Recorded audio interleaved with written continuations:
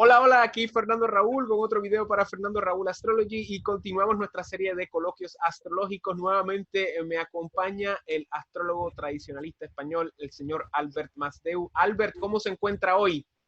Pues bien hallado, bien hallado. Muy bien recibido y con ganas de tener nuestra charla hoy sobre la gran dama del zodiaco.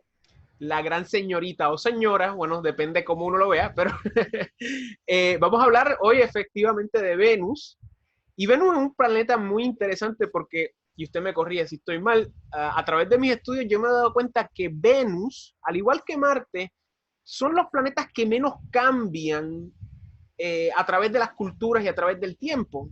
O sea, vemos otros planetas que cambian en términos de la mitología y de lo que es la astroteología asociada con el planeta, pero Venus, al igual que Marte, cuando hablemos de él, es un planeta que se ha mantenido, yo diría, muy constante en su significante a través de Mesopotamia, la tradición helenística y hasta la tradición védica y subsiguientemente la tradición medieval, renacentista y yo diría hasta moderna.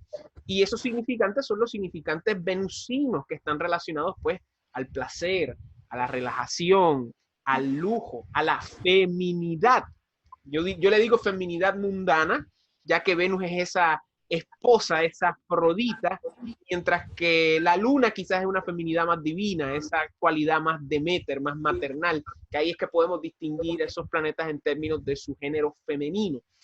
Pero como estaba mencionando, Venus es básicamente, como usted dice, la señorita, el amante, el amor, esa cualidad interpersonal que sin duda alguna es una cualidad que tiene Venus, porque Venus es significante de diplomacia, ya que en la astrología védica, en el gabinete estelar, Venus o Shukra Deva se considera el concejal mundano, es el concejal que le asocia, que asesora al rey, disculpen, respecto a las modas, a las tendencias, a los ritos, a los cultos que el populacho hace en el reino y le aconseja respecto a estas cualidades más, digamos, autoritarias o más mundanas en relación a los otros consejos que le puede dar el otro concejal que respecto a cuestiones espirituales, religiosas y del rito. Albert, ¿cómo podemos empezar este video hablando respecto a Venus en su opinión? Bueno, Venus es un planeta con unas condiciones bastante singulares que se asocian a sus características. O sea, una de las variables astrológicas más interesantes de Venus, pues es que todos los planetas son levógiros, o sea, giran hacia la izquierda, menos Venus, que es el único planeta que gira hacia la derecha. Y ese ya es un componente pues, que lo hace muy especial. Y luego también Venus, y eso pues, guarda una relación, yo creo, muy bonita con lo que representa realmente Venus, ¿no? O sea, el hecho de que el día venusino dura más que el año venusino. Cierto. El día venusino es bastante más largo que el año. O sea, de alguna manera eso es algo en lo que concuerdan los planetas de los que tú estabas hablando, de sexo femenino, tanto la Luna como Venus, ¿sí? Porque la Luna también tiene un día, que es la rotación sobre su propio eje, que se corresponde con su revolución alrededor de la Tierra. Ese factor de sincronización entre sus tiempos primario y secundario son características que son muy marcadas en esos planetas, que son los planetas que participan de la cualidad fría y húmeda, donde la humedad de la Luna es el factor predominante, es moderadamente fría, mientras que Venus es predominantemente fría y moderadamente húmeda, ¿no? Y por encima de todo, estabas hablando de la polaridad Marte-Venus.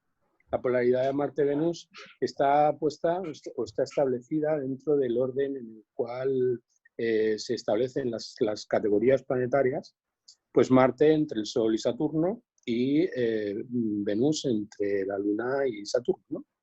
Donde de alguna manera generan pues, los dos principios motores, que por un lado son la voluntad o el deseo, ¿de acuerdo? Y el placer, ¿no? Deseo y placer, ¿no? Entonces, por encima de todo, hay una asociación al sexo vinculada a Marte, mientras que Venus representa el placer, ¿no?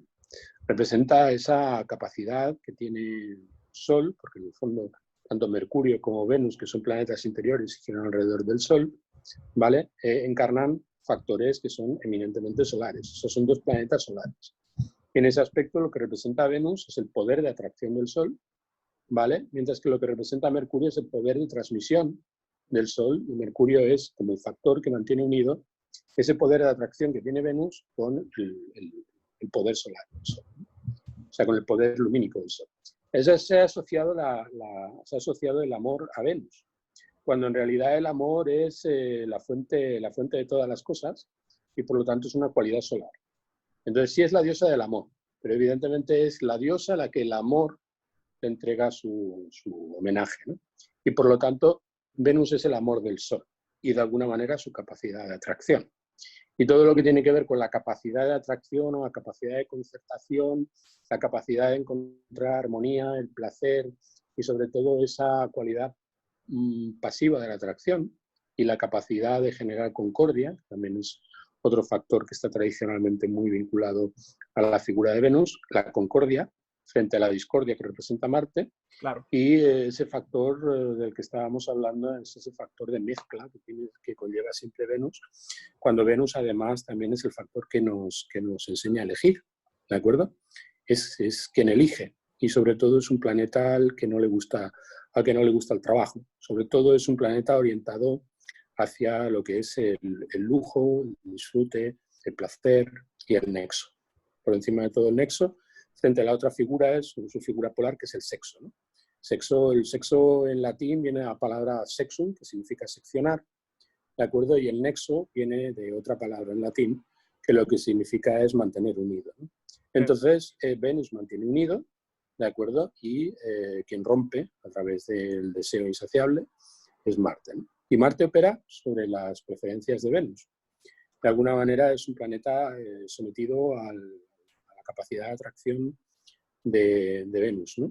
Y de alguna manera el Sol aplica su vector sobre Venus a través del deseo que Venus suscita en el Sol y genera ese factor de expeler, ¿de acuerdo? Ese factor de repulsión que representa Marte como primero de los planetas, como primero de los planetas exteriores, ¿no? Claro. Y es muy interesante que empezó hablando respecto a la Luna y a Venus. Hay que recordar que estos son planetas mojados y generalmente lo que está mojado se asocia con lo femenino, ¿verdad? Y dentro de la astrología védica, al igual que en la astrología helenística, hay 5 elementos. No obstante, en la tradición védica, al elemento del agua, que se le llama el Yala Bhuta, uno de los 5 Pancha Mahabhuta, Pancha 5 más grande, Bhuta elemento, los 5 grandes elementos, y Yala es el agua. Lo rige Venus precisamente porque es un planeta mojado que tiene que ver con la feminidad, contrario al fuego, contrario a lo seco, lo caliente, que tiene que ver con elementos más masculinos, mientras que lo mojado y lo frío tiene que ver más con, o lo húmedo y lo frío tiene que ver más con la situación femenina. Y como usted menciona, Venus y Marte tienen mucha relación, especialmente en lo que conlleva a relaciones interpersonales. De la astrología védica, muchas veces la posición de Marte nos va a dar muchos indicios respecto a la capacidad de una persona para convivir con otra. Y Venus nos va a demostrar, especialmente en la carta de un hombre, el tipo de mujer que mejor va a caerle a la persona según su perfil astrológico. Precisamente como usted mencionó, Marte es la acción y Venus el placer. Yo siempre digo que Marte es la acción del sexo, mientras que Venus es el placer del sexo. Venus es la supermodelo, con la ropa de diseñador, hermosa, alta, esbelta, guapa, un perfil bello, pero quizás en la cama pues no hay mucha cosa pasando, precisamente porque es todo placer. En cambio, Marte es todo acción, es todo virulencia. Este puede ser pues el hombre que está buscando esa oportunidad, tiene iniciativa, tiene brío, tiene voluntad, pero quizás no tiene placer, quizás lo hace por otras condiciones más marcianas, condiciones un poco más maléficas dado el significado del planeta, ¿verdad? Es cuando juntamos esos dos elementos del placer, de la relajación, del lujo, de la feminidad, con el principio del brío, de la iniciativa, de la voluntad, de la masculinidad, que tenemos lo que se daría a cabo como lo que es la relación sexual dentro del placer y la iniciativa. Y Venus, sin duda alguna, es muy importante. Y es muy importante recalcar también que en sánscrito, como mencioné, Venus se llama Shukra Deva. Shukra alude al semen, que es muy interesante, precisamente porque eso es un fluido orgánico masculino, más que uno femenino, pero esto alude a la capacidad de Venus de regeneración. Es la capacidad de Venus, como usted dijo, de crear esos nexos, de conservar las cosas, precisamente porque Venus es un planeta muy importante en la regeneración de los tejidos. Rige el agua, el hombre es básicamente más, es 60-70% algo así, no estoy al tanto de la cifra exacta biológica, pero un buen Venus en una carta puede representar una capacidad de sanación, tanto interna como interpersonal, dada a las cualidades interpersonales diplomáticas de Venus.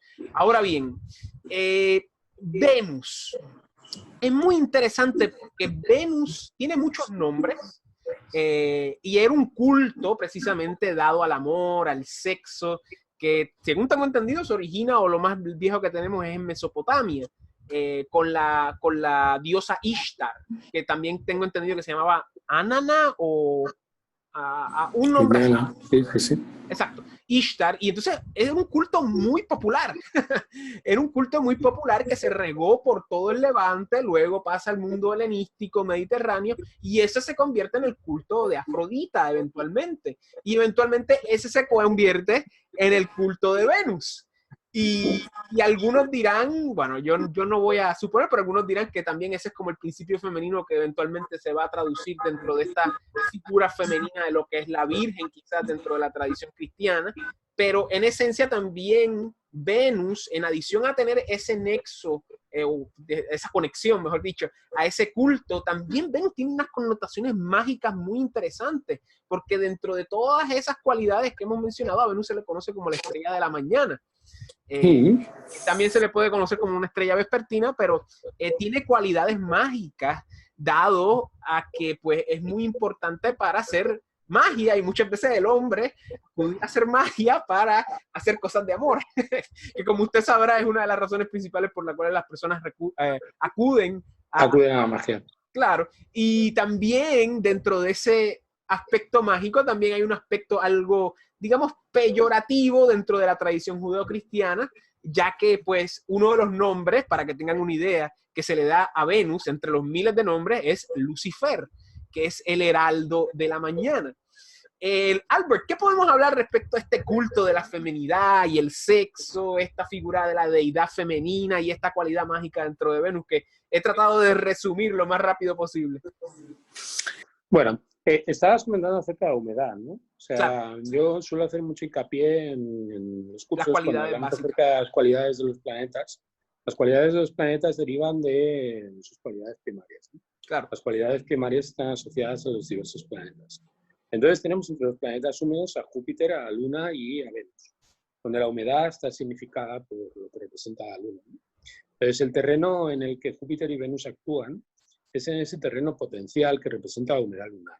Y por encima de todo, el efecto de la luz, cuando se filtra a través del medio lunar, como ya explicamos en clases anteriores, es generar calidez. Y esa calidez hace que la vida prolifere, y eso está asociado a Júpiter, ¿no?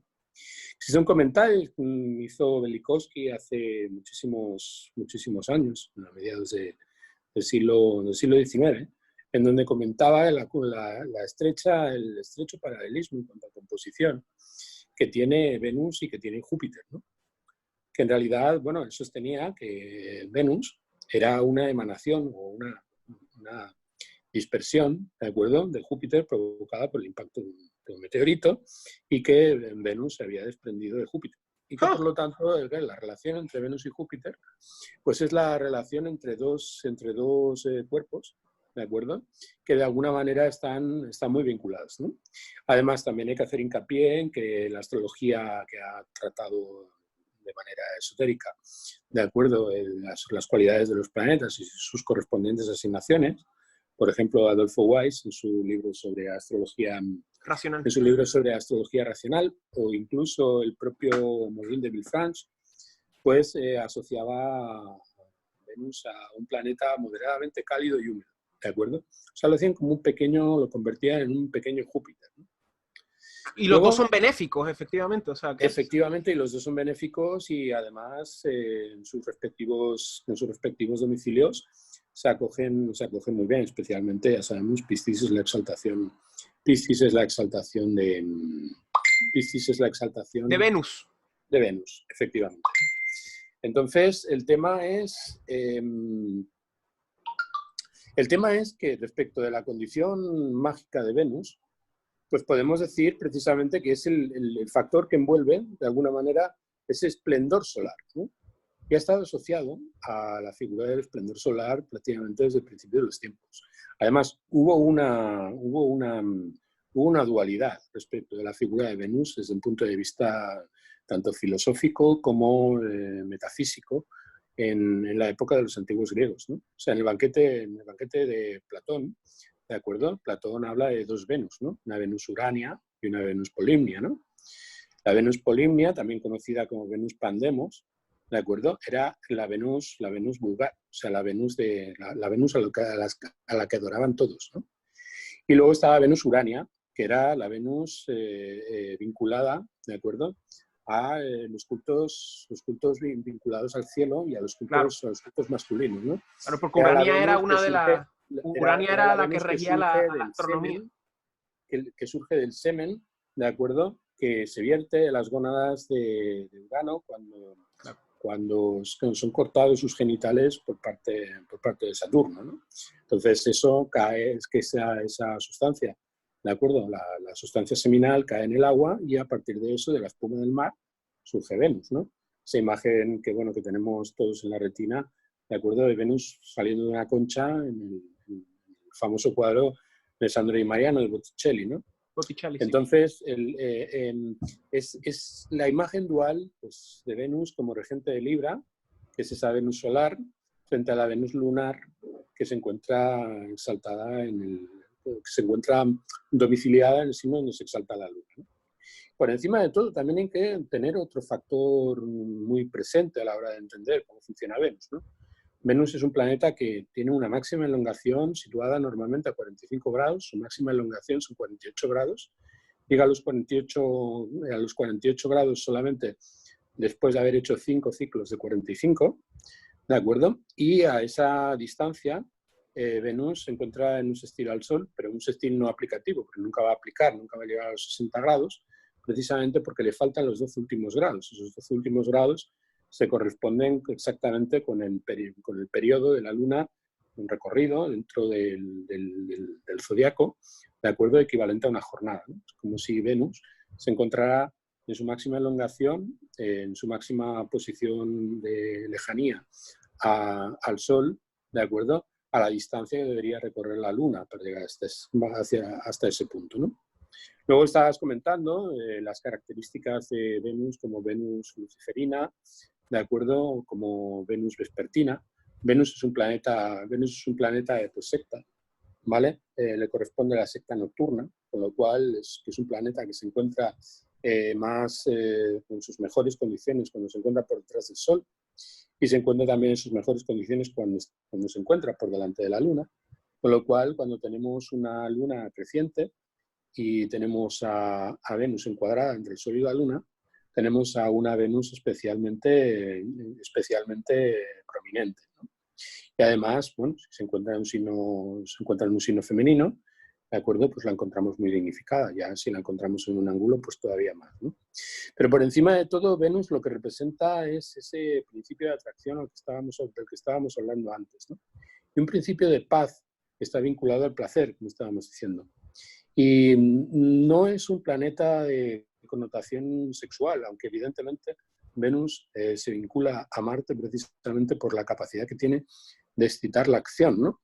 Con lo cual es un factor detonante. Y luego, por Claro. encima de todo, Venus representa frente a la fuerza de Marte, ¿de acuerdo?, el poder del Sol. Entonces, de alguna manera, la figura de Venus siempre ha estado asociada al poder, ¿no? Y ha estado asociada al poder a través de la presencia, del estar, del figurar, ¿no? Y el hecho de que el Sol experimenta, por lo que es Venus, un principio de atracción que la convierte en la diosa del amor, ¿no?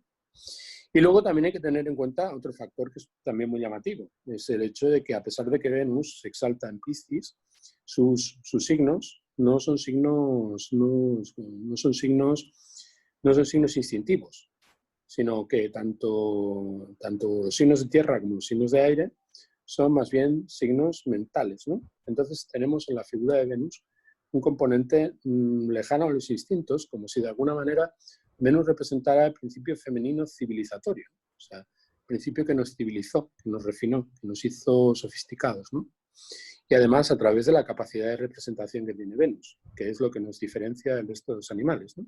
Claro. O sea, de alguna manera lo que representa Venus es el principio humanizador, ¿de acuerdo?, de la comunidad y del establecimiento de las relaciones a través de principios de armonía y a través de principios que favorecen el intercambio, que favorecen el comercio, que favorecen el entendimiento, ¿no? Por encima de todo es, desde mi punto de vista, dentro del zodiaco, o sea, dentro del esquema zodiacal, el papel que le corresponde a Venus es precisamente el papel de atracción y el papel de concentrar o de condensar el poder, ¿no? Condensar un poder que no ejerce el Sol directamente, sino a través precisamente de esa adoración, ¿de acuerdo?, que experimenta hacia un planeta, ¿de acuerdo?, que tiene esa capacidad, ¿no? Por encima de todo, entre Marte y Venus, hay como una disputa respecto de lo que representan los instintos vinculados a la memoria profunda, de acuerdo a la percepción y a la sensibilidad de lo lunar, ¿no? O sea, donde la Luna se convierte en Venus, es cuando suscita el deseo de Marte. Entonces, a partir de esa cisión, la cisión que opera Marte sobre el principio virginal, ¿de acuerdo?, sobre la pureza reflexiva y pasiva de la Luna, es de donde surge el esplendor femenino, ¿de acuerdo?, y esa imagen íntegra, ¿sí?, porque es la integridad uno de los factores que más comprometen los valores venusinos, ¿no? Entonces es una de las figuras más conmovedoras en cuanto a sus evocaciones dentro de lo que es el panteón de los dioses que componen el septenario, ¿no? Bien. Y evidentemente existían muchísimos cultos en el Mediterráneo, venusinos. Entre ellos, por ejemplo, existía un principio que era el de la prostitución sagrada, que estaba vinculado a los cultos de Afrodita, ¿de acuerdo? Y tenemos, por ejemplo, el culto más famoso, el culto corintio, ¿de acuerdo?, en el cual, pues, Venus era un condensador de comercio, ¿de acuerdo?, y también de riqueza, ¿no? O sea, está vinculada también la figura de Venus a la riqueza, al lujo, al esplendor, ¿no? Y por encima de todo es que la condición, ¿de acuerdo?, de ser el factor atractor del principio masculino, que hace que a través de la herida seccionante, que está vinculada dentro de lo que es el término de sexo, ¿de acuerdo?, genera al principio o de alguna manera estimula el principio de procreación, ¿no? Claro, claro. Y usted mencionó varias cosas. Hay que recalcar que Venus, al igual que Mercurio, es un planeta interior o inferior y siempre va a estar muy ligado al Sol. O sea, a tal grado, como usted menciona, de que no va a haber una elongación más larga de 48 grados entre el Sol y Venus, en términos de longitud zodiacal. ¿Qué quiere decir eso? Que Venus nunca va a estar a más de 2 espacios del Sol. Venus siempre va a estar a 2 signos del Sol, en el signo antes del Sol, con el Sol, en el signo después del Sol o a 2 signos del Sol. No hay ninguna otra manera que no salga de esa posición. Nunca va a haber una oposición y nunca sí, va a además en los signos en los que más separada se encuentra, ¿de acuerdo?, son signos en los que se encuentra el sextil, el Sol, y por lo tanto se encuentra en principio en una relación armónica. Lo que pasa es que es una relación imposible, o sea, en el sentido de que es una relación que nunca se va a perfeccionar. Con lo cual hay un componente cuando se encuentra en ese punto de máxima elongación, de reivindicación de lo que Venus representa a través de la atracción vinculada por la complementariedad del sextil, ¿de acuerdo? Y encontramos, por ejemplo, que en esa condición establecida por el Sol en cuanto a su máxima elongación, tanto oriental como occidental, encontramos una Venus luchadora, una Venus que se impone a través de la belleza, capaz de crear, de suscitar la discordia, ¿no? Que es la Venus luciferina, que es la Venus del alba, ¿de acuerdo? Y tenemos la Venus vespertina, que es el lucero de la noche, que es el momento en el que Venus se encuentra en sus condiciones, en sus condiciones más excelentes, ¿no? Luego también hay que tener en cuenta que hay dos momentos en los que Venus también luce con un esplendor especial, que es cuando Venus sale de los rayos, ¿no? Claro. O sea, cuando se encuentra presta, de acuerdo, a quedar estacionaria en el cielo, ¿de acuerdo? Y a través de ese factor de elongación luego se pone directa y parte a toda velocidad hacia el Sol. De hecho, el único momento en el que Venus se relaciona con el Sol es cuando se produce la conjunción, tanto la conjunción superior como la conjunción inferior. Los momentos a través de los cuales pues, Venus adquiere un poder muy grande. Además, hay que tener en cuenta que Venus es el planeta que en relación a su ciclo, ¿de acuerdo?, tiene un menor porcentaje de grados en retrogradación. Es un planeta muy difícil de encontrar retrógrado, ¿de acuerdo? O sea, en ese sentido es el planeta al que más difícil es pillarle dando marcha atrás, lo cual también explica bastante de lo que es Venus, ¿no? Y nuevamente también vemos aquí, al igual que vimos en Mercurio, que la dignidad accidental contribuye mucho a la cualidad de Venus. Quizás no igual que Mercurio, pero también es una parte integral y es bien cómico, es bien interesante cómo estos dos planetas que siempre están muy cerca al Sol, pues no tienen unas relaciones perfectas con él. Mercurio es bien polivalente y Venus pues es de una secta opuesta al Sol. Y yo le quería mencionar precisamente de que muchas personas en la astrología védica conocen que Saturno y el Sol son peores enemigos, pero poca gente conoce que también Venus y el Sol, desde la perspectiva védica, son también peores enemigos. Y estas son las únicas relaciones en términos de la relación de amistad natural interplanetaria de la astrología védica que son mutuamente enemigos. Y esto es muy interesante dada la cercanía que el Sol tiene con Venus.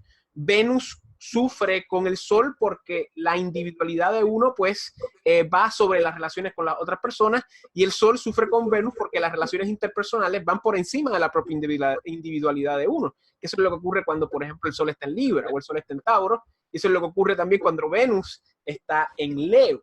Y otra cosa muy interesante que usted mencionó es lo de Venus-Urania. Y Urania, según tengo entendido, era una de las ninfas, no era ninfa, era una de las, eran una de las 7 musas, gracias. Una de las 7 musas que regía la astronomía y lo que era la matemática astronómica. Y es muy interesante notar que hoy en día, gracias a la simbología judeo-masónica, todos conocemos a las estrellas por el pentáculo, ¿verdad? Que obviamente pues no necesariamente es un símbolo judeo-masónico, sino que es un símbolo más antiguo probablemente, pero las personas no reconocen que esa estrella parte hasta cierto punto de los ciclos de retrogradación de Venus. Va 5 veces. Y efectivamente, entonces, comenta máxima elongación. Correcto. Sobre 5 ciclos, efectivamente. Correcto. Y básicamente lo que forma en esos ciclos, desde una perspectiva pues geocéntrica, pues astronómica, es una estrella, o más bien parece una estrella de mar redondita, pero lo que crea es el famoso pentáculo que se utiliza. Sí, hay corroboraciones numerológicas muy interesantes, como por ejemplo, si nosotros dividimos los 360 grados por 5, ¿de acuerdo?, que es el número asociado a Venus, tenemos 72 grados, que se corresponden con los 72 grados, ¿de acuerdo?, los 72 grados del gran año platónico, ¿no? Claro. Tiene también que ver con la precesión de los equinoccios. Con la precesión de los equinoccios, que están vinculados evidentemente a ese ciclo armónico. Ciclo armónico que está vinculado precisamente a Venus y a lo que Venus representa. Que son 25 años, para aquellos que no sepan. Sí, bueno, que es un ciclo de 72, ¿no? Entonces el ciclo de 72 y la partición en 5 es una partición muy importante en todo lo que son los esquemas numerológicos del zodiaco. Claro. Luego también hay otro factor muy importante a tener en cuenta, y el factor más importante a tener en cuenta es que Venus es precisamente todos los planetas del septenario el que menos grados tiene de detrimento, ¿de acuerdo? Por ejemplo, nosotros encontramos que el planeta que más grados tiene de detrimento es la Luna, como estábamos comentando en la última charla que tuvimos, y Venus es precisamente el que menos grados tiene. La caída de Venus se corresponde con el espacio que media entre el final del término de Júpiter en Virgo, ¿de acuerdo? Hasta los 27, 28 grados, justamente pasar donde ella se humilla, ¿no? Donde ella tiene su humillación. 27 Virgo, tengo entendido. Y el resto de los planetas, que también tienen un rango estrecho dentro de su correspondiente signo de caída, en el resto de signos son considerados a la hora de valorar los años que entregan, cuando estamos hablando del Alcocodén y del Gilec, como si fueran grados de exilio, ¿de acuerdo? O sea, por ejemplo, tenemos el ejemplo más claro en la Luna, que tiene el principio de su caída en el grado 21 de Libra, hasta el final del término de Marte, que está al principio del signo, y desde grado 9 hasta el final es como si estuviera en exilio. Bueno, pues eso se cumple de todos los planetas, menos precisamente de Venus. Venus no tiene exilio en su signo de caída, o lo que sería análogo a su signo de caída. Eso lo explica muy bien Ali Ben Rachel en su libro Cumplido de las Estrellas, y también está reflejado por Ali Al-Khayyat y por otros, ¿de acuerdo?, que en sus libros sobre las natividades hablan acerca del beneficio de los planetas y del maleficio de los planetas a la hora de entregar años. Y Venus es muy generosa en ese aspecto. Con lo cual, tenemos un planeta benéfico que funciona más benéfico que cualquier otro, ¿de acuerdo? Claro. Y esas condiciones de beneficio pues, son muy importantes. También estaba señalando tú que es en el domicilio de Venus donde el Sol experimenta su caída, ¿no? Y luego, por encima de todo, estabas comentando, ¿de acuerdo? Los signos del Sol son signos muy agresivos a la figura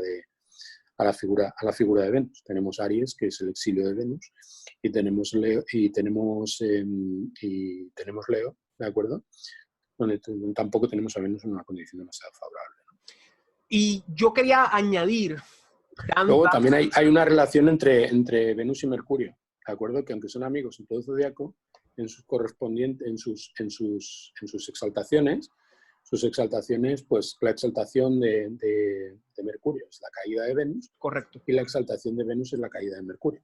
Correcto. Con lo cual, entre esos dos planetas, cuando lo que se trata es de competir en un signo, pues son muy, muy, muy excluyentes, ¿no? Claro. Y bueno, y eso también tiene que ver con que además son dos planetas que tienen sus domicilios en signos de aire y tierra.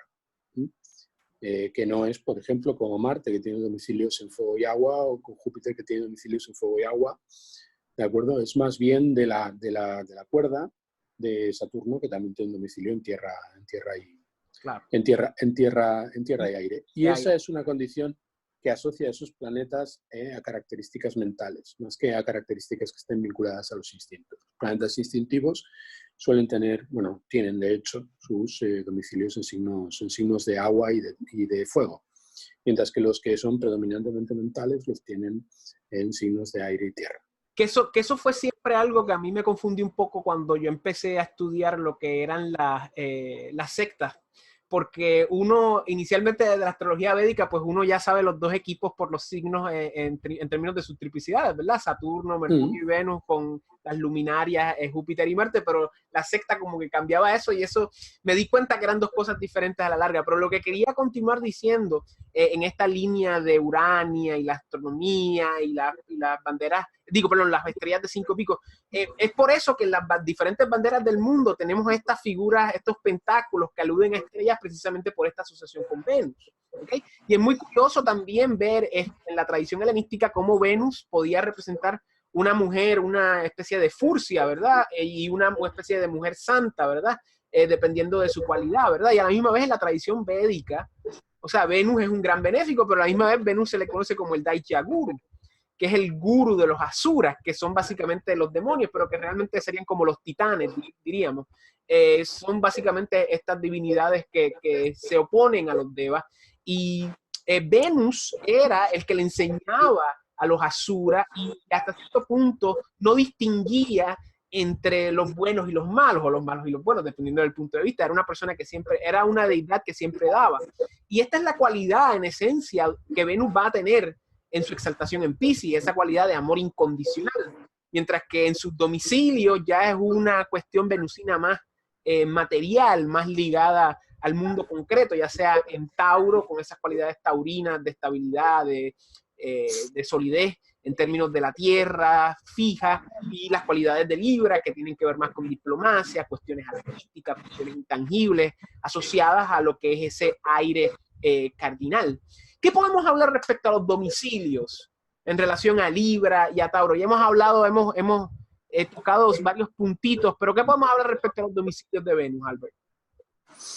Los domicilios de Venus hay muchos factores que nos explican buena parte de las características de las que tú hacías mención. O sea, por ejemplo, el hecho de que Tauro sea la exaltación de la Luna, mientras que Libra es la exaltación de Saturno. Claro. O sea, tenemos y por encima de todo, o sea, hay un factor que hay que tener muy presente, ¿no? O sea, sobre todo en cartas diurnas, ¿no? Nosotros encontramos que en cartas diurnas el signo de Libra practica 22 grados, 23 grados de Libra, ¿de acuerdo? En 23 grados de Libra, el vencedor Saturno. Es Saturno. Mientras que, por lo tanto, en cartas diurnas nos encontramos solamente 8 grados, entregados, los 8 grados precisamente de sus términos, a Venus. Con lo cual, Venus, al lado de la condición que tiene de ejercer pues, un dominio sobre esos signos, que son dos signos son dos signos que, bueno, que lo mismo que los signos de Marte, los signos de Venus no se ven, ¿de acuerdo? Esa es una característica propia de esos dos planetas, ¿de acuerdo? Es el hecho, precisamente, de que Venus entrega sus cualidades a dos planetas que son enemigos. Entrega sus cualidades a la Luna y entrega sus cualidades a Saturno. Y cuando digo entrega sus cualidades, es porque todos los planetas en domicilio, ¿de acuerdo?, entregan su naturaleza cuando son recibidos por el planeta que se exalta en su signo. Eso quiere decir que cuando encontramos, por ejemplo, aspectada la Luna con Venus y Venus se encuentra en Tauro, ¿de acuerdo?, Venus entrega su naturaleza a la Luna, como si en realidad la Luna fuera la auténtica rectora del signo. Y lo mismo pasa cuando nos encontramos en una condición análoga respecto a Saturno y la condición de Libra.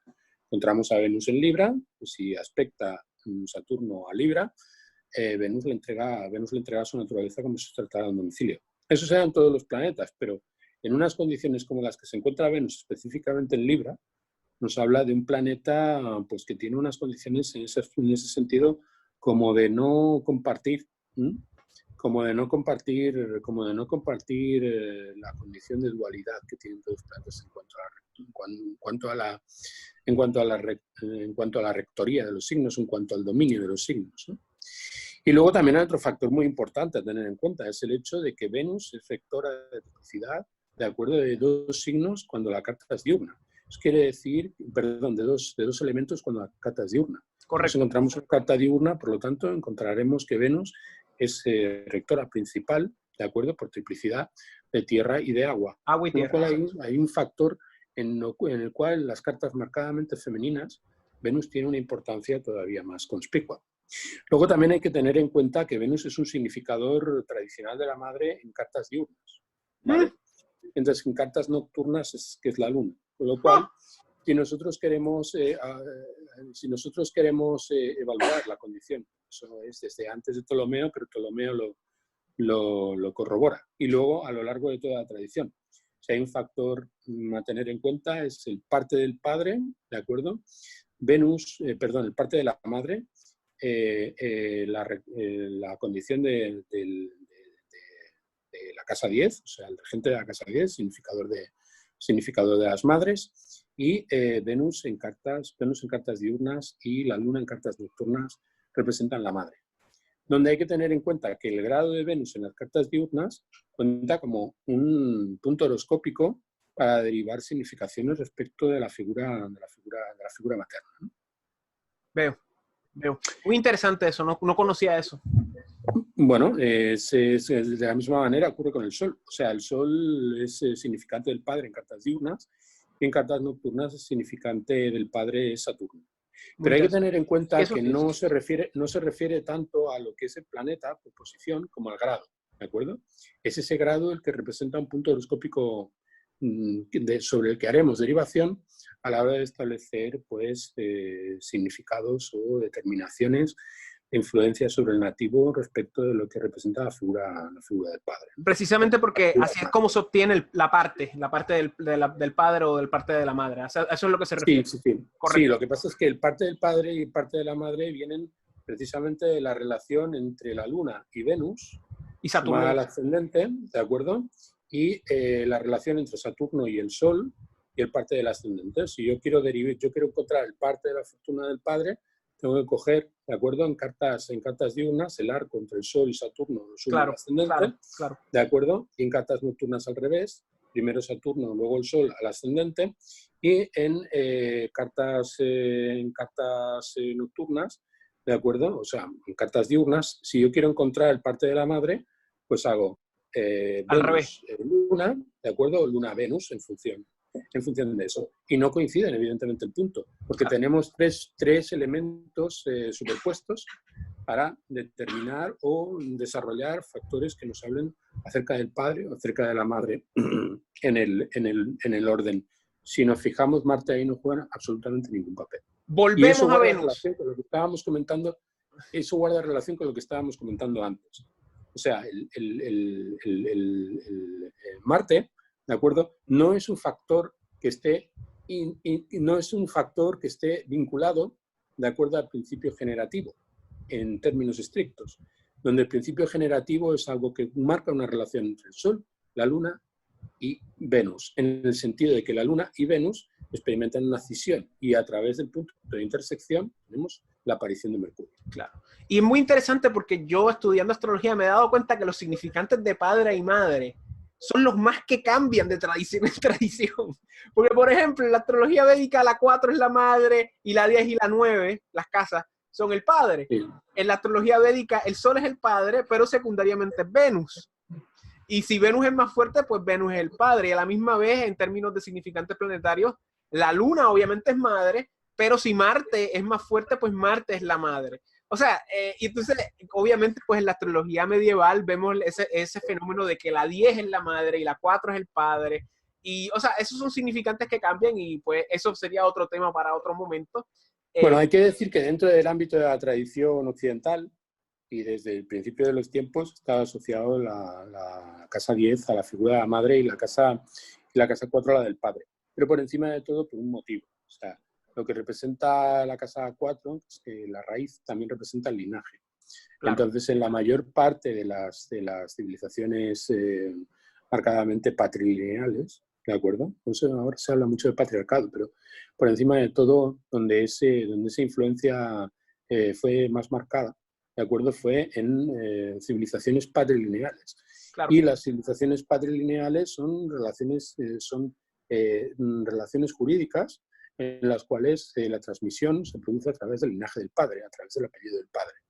Y como eso está vinculado a lo que representa la casa 4, que son bienes raíces, y no solamente bienes raíces, sino que lo que es el linaje de la familia, los ancestros, los antepasados, pues están vinculados precisamente a la figura del padre.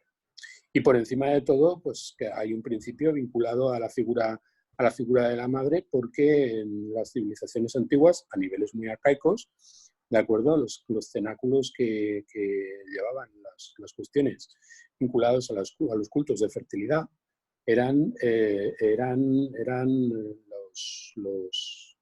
los colegios, iba a decir, ¿de acuerdo? Formados por las matriarcas, ¿no? O sea, formadas por las mujeres.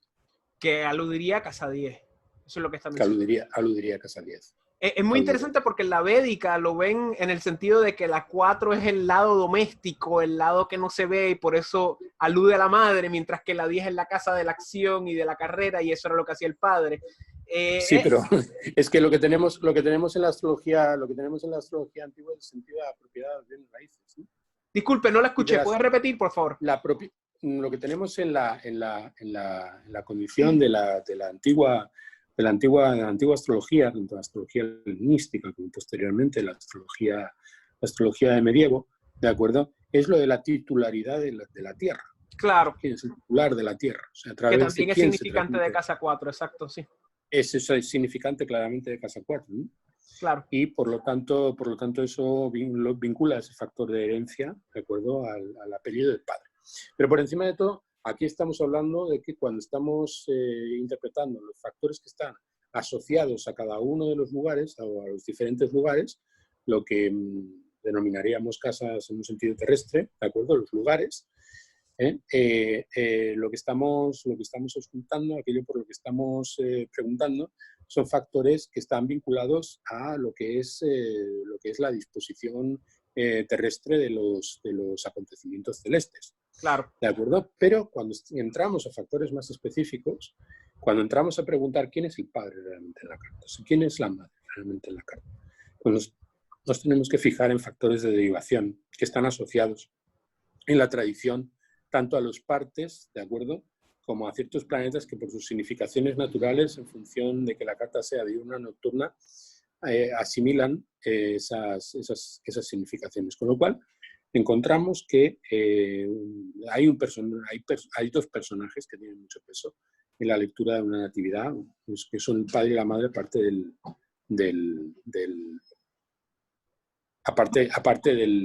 del propio nativo, claro está. Volvemos a Venus. Muy interesante esa parte, pero volvemos a Venus. Para ir cerrando ya, Albert, ¿qué podemos hablar respecto al Venus exaltado?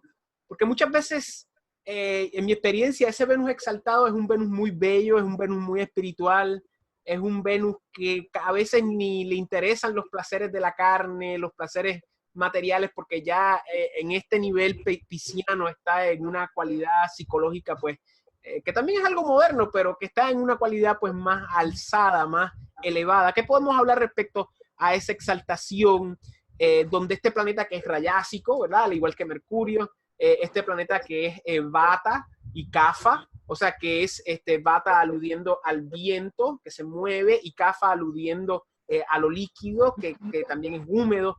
¿Qué sucede aquí en este signo de Piscis con Venus exaltado y yuxtapuesto al Venus a 180 grados, que sería el Venus en caída en Virgo, que mencionamos un poco al respecto? Bueno, por encima de todo hay que entender que cuando Venus se encuentra en Piscis es recibida por Júpiter. Claro. Y por lo tanto entrega su naturaleza y condición a Júpiter. Con lo cual Júpiter se vuelve venusino y de alguna manera adquiere las cualidades de Venus en el signo en el que se encuentre. ¿De acuerdo? Y evidentemente esa suma de benéficos, ¿de acuerdo?, llevan a una condición a través de la cual lo venusino se espiritualiza. Eso también lo presenciamos, por ejemplo, en cartas, pues, por ejemplo, la mía, donde Venus y Júpiter se encuentran conjuntos, donde Venus y Júpiter se relacionan en un componente vinculado a lo que representa la feminidad exaltado por el hecho de que ambos son planetas húmedos, ¿no? Y por encima de todo lo que ocurre es la reacción que tiene al calor. Está bien, tome agua. Está bien. No se preocupe, tome agua. Estaba hablando respecto a la relación del calor que tenía Venus. La reacción que tiene al calor moderado Venus es precisamente generar vida, ¿no? Entonces, bueno, Piscis es el signo de exaltación, como estábamos comentando, recibida por Júpiter, y le entrega su naturaleza a Júpiter, que ejerce la condición de haber absorbido esa naturaleza en el signo donde se encuentra, ¿no? Le puede caer mejor, le puede caer peor. Júpiter, por ejemplo, está muy fuerte en Aries, y donde recibe la naturaleza de Venus, si Venus se encuentra en Piscis, pues no le beneficia, ¿no? Luego, por encima de todo, tenemos el tema de su caída en Virgo. Su caída en Virgo es una caída... Que es una posición complicada hasta cierto punto. Es una posición complicada, pero nosotros encontramos que uno de los signos en donde más poder tiene en toda la carta Venus es precisamente en Virgo. O sea, Venus tiene 12 grados en término en Virgo y además ella es regente de la triplicidad de tierra, como estábamos comentando antes. Con lo cual podemos encontrar con altísimas probabilidades en cartas diurnas una Venus en caída en Virgo, ¿de acuerdo? Pero con dos dignidades como la triplicidad y el término, que son, en caso de empate con el propio Mercurio, o sea, tener dos dignidades frente a una de Mercurio, a lo mejor resulta que vamos a tener una Muten en caída, ¿de acuerdo? En una casa determinada. Con lo cual, ahí la caída de Venus es más que dudosa. Pero de hecho es lo que se dice en los comentarios, ¿de acuerdo? O sea, Tius Valens, por ejemplo, lo comenta en su obra, ¿no? Antología. Él dice señaladamente, ¿de acuerdo? Que Venus en Virgo experimenta una caída muy leve. Lo mismo que ocurre, por otro lado, con Marte en Cáncer, porque también se puede dar esa eventualidad en cartas nocturnas en el signo de Cáncer con Marte. Pero por encima de todo vemos que la facultad de Venus es la facultad de mantener las cosas unidas, ¿no? Mientras que lo que representa Mercurio es la facultad precisamente de la razón. Y razón es racionalizar y por lo tanto cortar en trocitos más pequeños, ¿no? Claro. Con lo cual hay una cierta incompatibilidad entre lo que representa Mercurio y lo que representa Venus. Aunque, como estábamos comentando antes, la fuerza accidental de un planeta, sobre todo en los planetas interiores, es muy, muy importante. O sea, hasta el punto de que podemos encontrar en condición favorable, ¿de acuerdo? Una Venus oriental en Aries, en una condición respecto al Sol, en una carta donde el Sol se encuentre por encima del horizonte y ella se encuentre por debajo, ¿de acuerdo?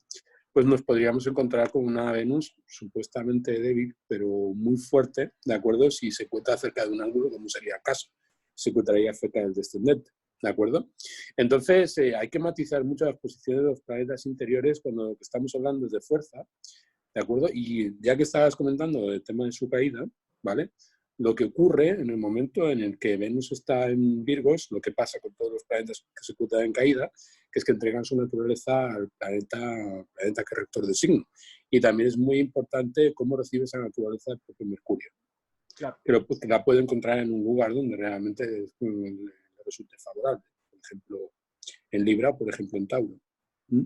Con lo cual podemos encontrar un Mercurio muy beneficiado por la condición de caída de Venus. Y hay que recordar que Mercurio y Venus siempre van a estar pegaditos, también al igual que... Sí, siempre están muy cerca y además sus relaciones son bastante invariables porque su velocidad es muy similar. Entonces correcto. Nosotros, por ejemplo, estamos viendo en estos momentos a Mercurio y a Venus en el mismo signo. En Libra. ¿Vale? En Libra, en estos instantes, ¿de acuerdo? Encontramos a muy pocos grados y uno puede pensar en análisis de cartas horarias que ahí se va a producir pues un rebasamiento por parte de Venus, porque Venus está más cerca del Sol en su ciclo helíaco y por lo tanto en estos momentos va un poco más rápido que Mercurio, ¿de acuerdo? Que Mercurio también va bastante deprisa, está saliendo de raíz justamente en este momento, y a uno le cabría pensar que se va a producir ahí una conjunción en algún momento, pero como van a una velocidad muy similar, ¿de acuerdo? Les cuesta mucho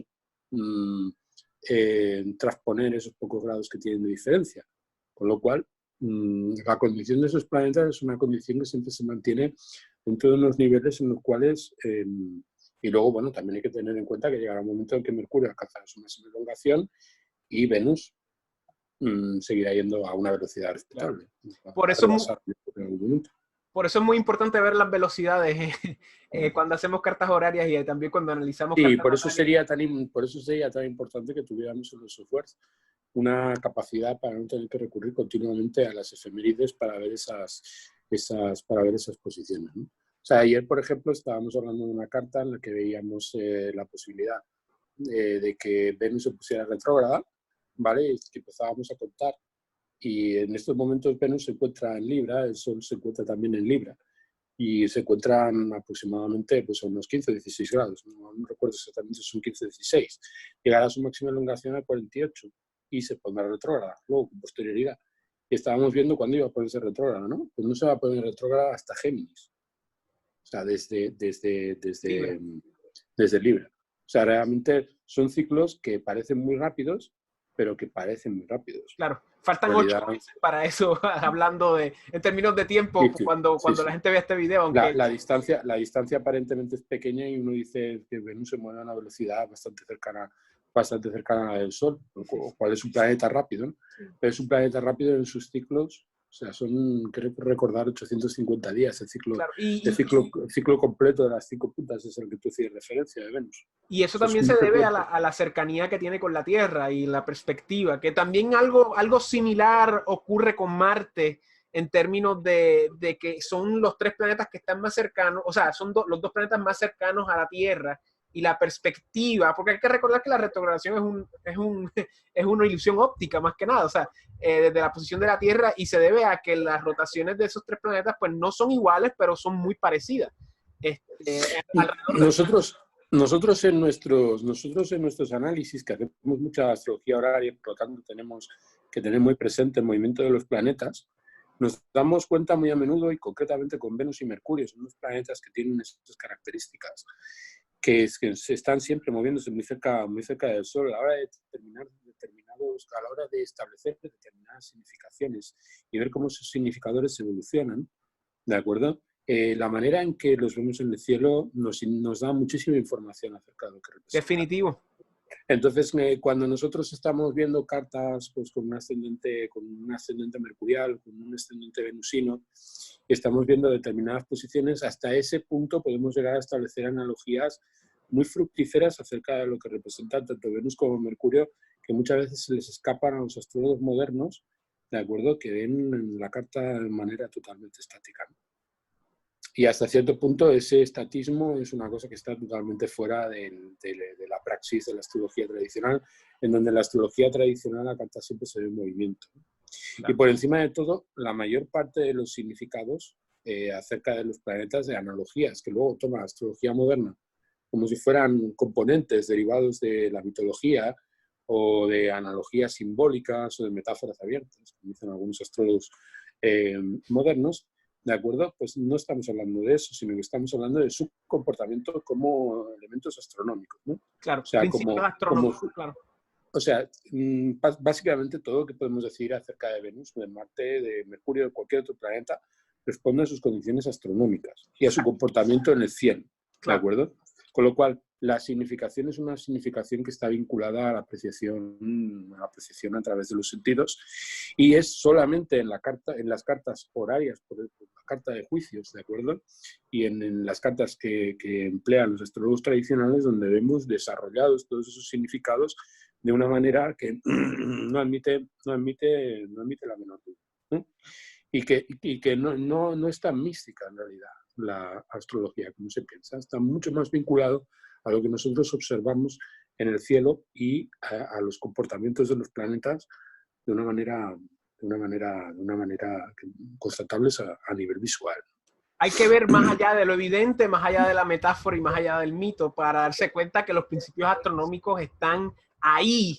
O que probablemente mirar hacia el mito, o que precisamente mirar hacia el mito, mirar hacia la metáfora, es mirar más allá de lo evidente. Porque en realidad es lo que nosotros percibimos a través de los sentidos, lo evidente, y lo que al final, ¿de acuerdo? Cuando nosotros contamos los ciclos de los planetas, miramos los grados que recorren, su velocidad relativa, su comportamiento respecto al Sol, los ciclos helíacos que nos dicen las diferentes fases que atraviesa el planeta, la manera en que eso se corresponde con los aspectos. Y aquí, por ejemplo, cuando estamos hablando de Venus y de Mercurio, pero muy marcadamente en Venus, que es un planeta con unas características en cuanto a su movimiento muy singulares, nos están explicando lo que Venus es. Es una cosa que yo repito muy a menudo en el curso de Logos Astrológico y en general en todos mis alumnos, ¿no? O sea, tú para saber lo que representa Marte, nunca vas a saber lo que representa Marte, nunca vas a saber lo que representa Venus. Si Marte y Venus te están enseñando lo que son en cada carta. Porque en cada carta responden de una manera diferente. Responden de una manera diferente que está vinculada a sus cualidades, que eso sí lo dominamos, eso sí lo manejamos, respecto a sus dignidades, que eso sí las entendemos y sí las manejamos, pero es en la combinatoria de las relaciones cuando vemos en realidad lo que representa cada uno de los planetas, y es el planeta el que nos explica lo que es. No somos nosotros los que le entregamos al planeta lo que el planeta significa.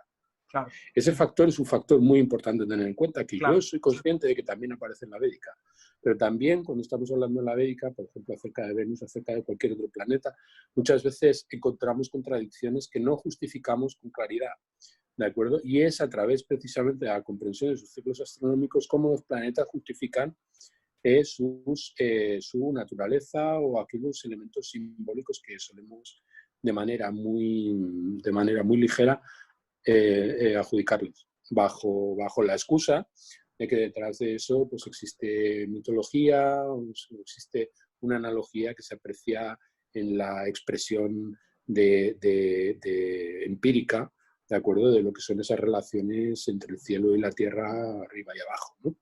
Entonces, es el cielo en el fondo el que nos ilustra acerca de todo eso. Definitivo, y a la misma vez hay que tomar eso muy en cuenta cuando estamos hablando de fenómenos astronómicos, astrológicos que tienen que ser constatados visualmente, como por ejemplo la combustión. Y hasta cierto punto también otro fenómeno que se da en la astrología védica que se llama el Graha Yudra, que es la guerra planetaria. Esos son fenómenos visuales, esos no son fenómenos que podemos ver meramente por los números. Esos son fenómenos que tenemos que ir afuera y ver el planeta, si lo podemos ver, ¿verdad? Si no lo podemos ver, está en combusto. Si lo podemos ver, pues no está combusto, y a la misma vez con lo que es el tema de la guerra planetaria. Bueno, Albert, evidentemente Venus es mucho más que una señorita. Venus es mucho más que el planeta del amor. ¿Algo para terminar o hemos ya resumido bastante bien este resumen en este coloquio venusino? Bueno, en realidad cuando hablamos de Venus hablamos de la perla del zodiaco, al margen de lo que representa la luna, que es el vaso en donde se mezclan todos los factores, de la carta. Y por lo tanto es el planeta más allá del cual ingresamos en el ámbito de lo que es lo exterior, los planetas exteriores. Son planetas más vinculados a lo social, ¿de acuerdo? Más vinculados y más desvinculados de lo personal. Que es en ese aspecto un poco como el guardián de las relaciones, ¿no? Claro. Venus preside las relaciones. Y es en ese aspecto donde encontramos ese factor a través del cual Venus recibe sus atribuciones, ¿no? Y es un planeta muy importante en la modernidad, en el sentido de que estamos atravesando una época en la que Venus está en franco detrimento, ¿no? Definitivo. Entonces, Venus, que siempre ha sido el planeta vinculado al poder, ha sido el planeta que ha ejercido el poder desde siempre, ¿de acuerdo?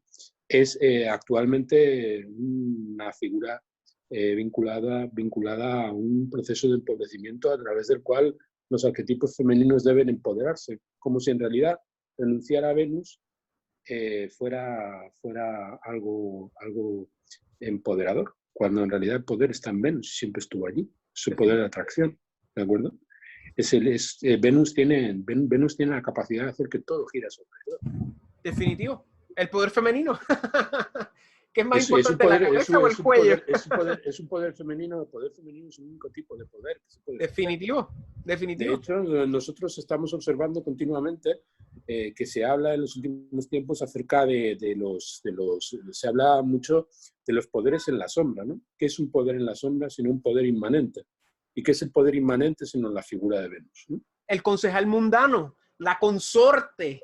Sí, es alguien que ejerce el poder en la sombra. Claro. Es alguien que ejerce el poder en la sombra, pero ¿dónde está el poder realmente en el mundo? El poder en el mundo se ejerce en la sombra, con lo cual es precisamente ese poder venusino. Luego también hay que tener en cuenta otro factor que... Y también, Albert, disculpe que lo interrumpa, y también además, o sea, y todo esto son cualidades venusinas. El poder detrás del trono puede ser una mujer, puede ser una consorte, o puede ser un mago, puede ser una persona que esté diestra en estas artes esotéricas. Todos componentes venusinos. Claro. A mí me causa muchísimo asombro, ¿de acuerdo? Cuando, por ejemplo, hablan creo que es Abu Mashar, ¿de acuerdo? Está explicando de las horas planetarias, está explicando acerca de las horas planetarias, ¿no? Entonces habla de todos los planetas y dice, todos los planetas va diciendo, pues la luna es el del lunes, martes es el Marte, miércoles es Mercurio, y cuando llega Venus, dice, Venus es el día de los que van a la mezquita, ¿no? Y nos solemos olvidar que Venus ha sido tradicionalmente un planeta asociado al Islam. Wow. Y el Islam ha sido la gran religión venusina, por encima de todo. Es una cosa que Uno llama pensaría mucho. que es la luna, ¿verdad? Bueno, pues es Venus precisamente, el color verde, que están asociados al Islam. Veo. Y sería realmente muy interesante hablar del papel de la mujer en el Islam.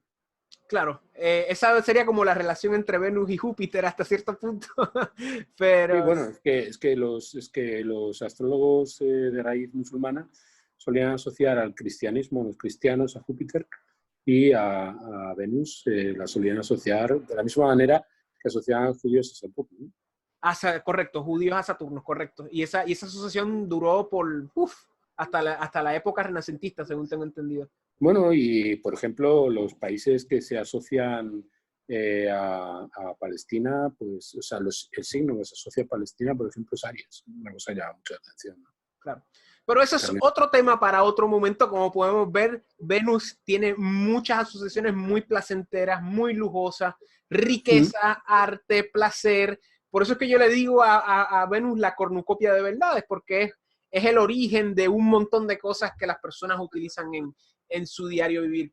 Bueno, Albert, muchísimas gracias por otro coloquio muy interesante, por esta clase maestra. Para todos allá afuera que quieran contactar a Albert o a su escuela de logos astrológicos allá en Barcelona, aquí abajo en la descripción del video le dejé todos los contactos para que te pongan al tanto con su servicio y su escuela. Albert, muchísimas gracias. Nos vemos en el próximo, que va a ser martes. Sí, y va a ser un placer. Y va a caer el lunes, no el martes. Eso es cierto. Afilar cuchillos y a limpiar nuestras armas, que vamos a hablar de martes. Efectivamente, habrá que ponerse crudos. Nos vemos en la próxima. Nos vemos.